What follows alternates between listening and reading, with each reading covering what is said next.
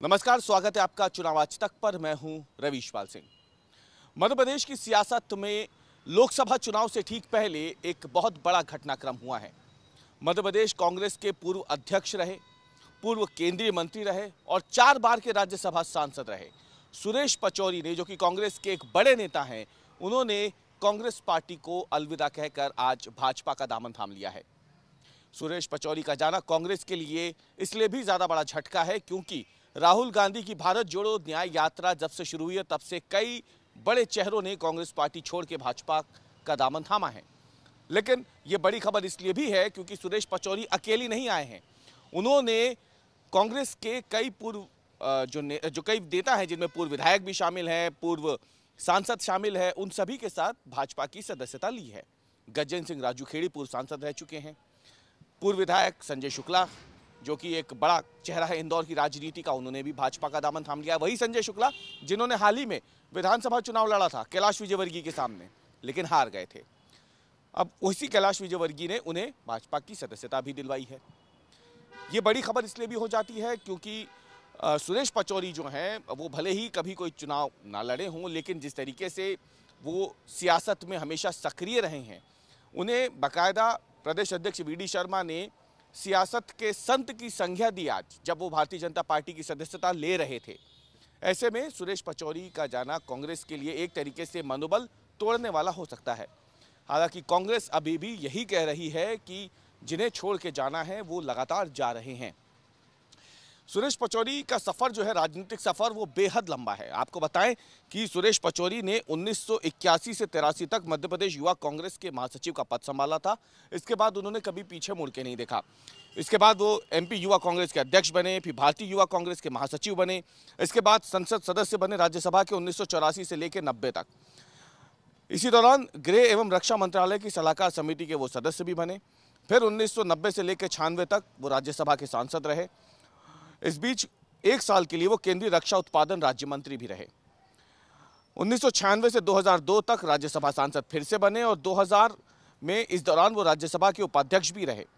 2002 से 2008 तक एक बार फिर राज्यसभा के सांसद बनते हैं पचौरी, और इसी दौरान 2004 में मुख्य सचेतक बने थे वो राज्यसभा के। 2004 से 2008 तक कार्मिक लोक शिकायत पेंशन और संसदीय कार्य मंत्रालय में वो बाकायदा केंद्रीय राज्य मंत्री रहे। और उसके बाद 2008 से लेकर 2011 तक सुरेश पचौरी मध्य प्रदेश कांग्रेस के अध्यक्ष रहे। इतना महत्वपूर्ण ओहदा जो था वो सुरेश पचौरी का कांग्रेस पार्टी में था, लेकिन इसके बावजूद उन्होंने कांग्रेस पार्टी को अलविदा कह दिया है। क्यों? खुद सुरेश पचौरी की जुबानी सुनिए। उनका कहना है कि जिस तरीके से राम मंदिर को लेकर के कांग्रेस ने निमंत्रण को ठुकराया था, जिस तरीके से अब कांग्रेस जाति की बात कर रही है, ये पहले कांग्रेस के व्यवहार में नहीं था, ये चरित्र में नहीं था कांग्रेस के।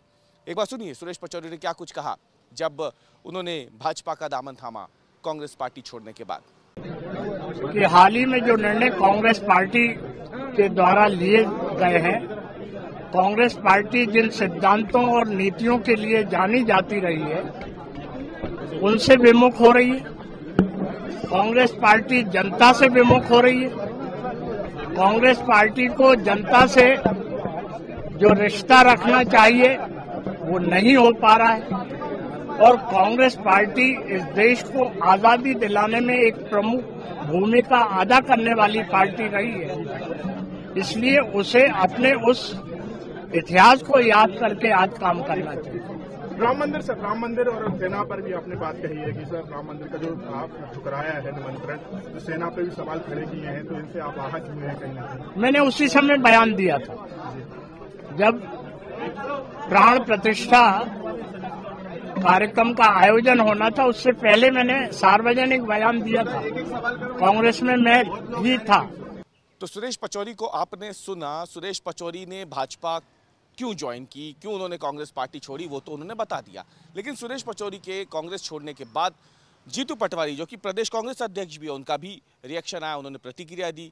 उन्होंने कहा कि सुरेश पचौरी बेहद ही सम्मानित और बेहद ही सुलझे हुए इंसान है। वो बेहद एक तरीके देखा जाए तो कांग्रेस पार्टी के भीतर हो या फिर एक राजनेता के तौर पे हो, वो बहुत बड़े हैं और ऐसे में लगता नहीं कि उन्हें समझाना ज़रूरी है। लेकिन अब राम भला करें, ये बातें जीतू पटवारी ने तंज में कही, व्यंग में कही है सुरेश पचौरी के कांग्रेस छोड़ने पे। जीतू पटवारी की प्रतिक्रिया भी देखिए जब उनसे सवाल पूछा गया सुरेश पचौरी के कांग्रेस छोड़कर भाजपा में जाने पर। बार बार ये कई बार वक्तव्य दे चुका हूँ, हम 4 बार चुनाव हारे हैं। नेचुरल है, नई और युवा पार्टी कर रही है। जब ये भावना बनेगी तो स्वाभाविक तौर पे इस तरह के जो भविष्य के गर्भ में के डर से लोग निर्णय लेंगे, मैं उसको मना नहीं कर सकता हूँ।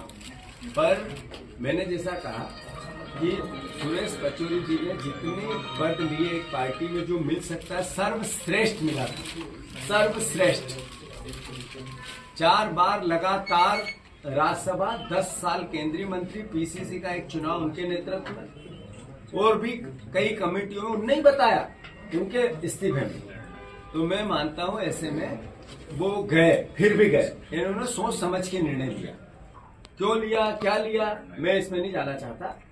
पर मैं आग्रह करता हूं, भगवान से, ईश्वर से प्रार्थना करता हूं कि इससे पहले जितने लोग गए 90% बीजेपी में जाने के बाद एक दिन की हार फूल माला पहनी उन्होंने, आपके अखबारों की खबरें बनी, हमारी प्रतिक्रिया ली और हमने जो बोलना था बोल दिया। तीसरे दिन फिर वो अखबार में नहीं आते। तो ईश्वर करे वो भीड़ का हिस्सा न हो वहां जाके। दूसरी बात, मैं मध्य प्रदेश के कार्यकर्ताओं से अनुरोध करना चाहता हूं कि नेता जाते हैं, वोट नहीं जाते, कार्यकर्ता नहीं जाते। एक भी व्यक्ति पार्टी के खिलाफ जाता है, नेचुरल है, स्वाभाविक है। हमारा सबका दायित्व है कि उनसे बात करें, उनसे कन्वर्सेशन करें और बात करके समझाने की भी कोशिश करें। उनकी कोई बात ऐसी हो तो उस पर मिनिमाइज उनसे जो हो सकता है वो भी बातें करें, मतलब एक तरह से विचार विमर्श के साथ समाधान ढूंढें। पर वो इतने सीनियर मोस्ट व्यक्ति ने अगर निर्णय लिया तो हम नहीं मानते हैं कि उनको समझाने की आवश्यकता है। भगवान उनका भला करे, भार उतरा। तो आपने जीतू पटवारी को भी सुन लिया, सुरेश पचौरी ने क्यों कांग्रेस छोड़ी थी वो भी हम आपको दिखाई चुके हैं। लेकिन आपको ये भी बता दें कि दरअसल इसका असर क्या होगा। देखिए, सुरेश पचौरी के भाजपा में आने से सुरेश चौधरी के कद की वजह से कोई बहुत ज़्यादा फर्क पड़े इसकी संभावना तो कम है। लेकिन सुरेश पचौरी के साथ गजेंद्र सिंह राजू खेड़ी ने भी कांग्रेस छोड़ी है। वो पूर्व सांसद रह चुके हैं और माना जा रहा है कि जो जातिगत समीकरणों की वजह से अभी फिलहाल धार की संसदीय सीट जिसे होल्ड पे रखा है भाजपा ने, क्या राजू खेड़ी को भाजपा धार से टिकट दे सकती है लोकसभा चुनाव का? अभी मध्य प्रदेश में 5 सीटें होल्ड पर है, इंदौर है, धार है, उज्जैन है, बालाघाट है और छिंदवाड़ा है।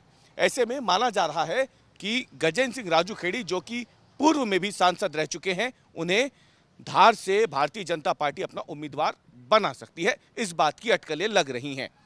दूसरी तरफ, क्योंकि आज जब ये ज्वाइनिंग हो रही थी तो उसी दौरान हंसी ठहाकों के बीच में जो बातें निकल के सामने आई है उससे ये संकेत मिल रहे हैं कि सुरेश पचौरी और उनके साथ आए जो 15 लोग हैं, ये कांग्रेस छोड़ने वाले आखिरी लोग नहीं हैं। आने वाले समय में लोकसभा चुनाव से पहले या फिर लोकसभा चुनाव के बाद कांग्रेस छोड़कर भारतीय जनता पार्टी में आने वालों की संख्या और बढ़ सकती है, ऐसा माना जा रहा है। बीते कुछ समय से जैसे लोग लगातार राहुल गांधी की भारत जोड़ो न्याय यात्रा के बाद से कांग्रेस छोड़ रहे हैं, उसमें अभी और इजाफा हो सकता है। हालांकि ये संख्या कितनी है ये अभी साफ नहीं है, लेकिन माना जा रहा है कि कांग्रेस छोड़कर भाजपा में आने वाले नेताओं की संख्या दर्जनों से ज्यादा है।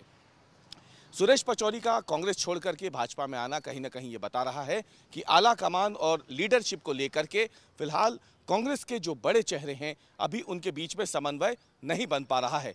और यही वजह है कि फिलहाल एक के बाद एक कांग्रेस के चेहरे जो हैं, बड़े चेहरे जिनमें से बड़े नेता हैं, जिनका मध्य प्रदेश की सियासत में बात करें या फिर कांग्रेस की सियासत में बात करें, एक बड़ा नाम है, ये सभी बारी बारी कांग्रेस पार्टी छोड़ करके भारतीय जनता पार्टी का दामन थाम रहे हैं।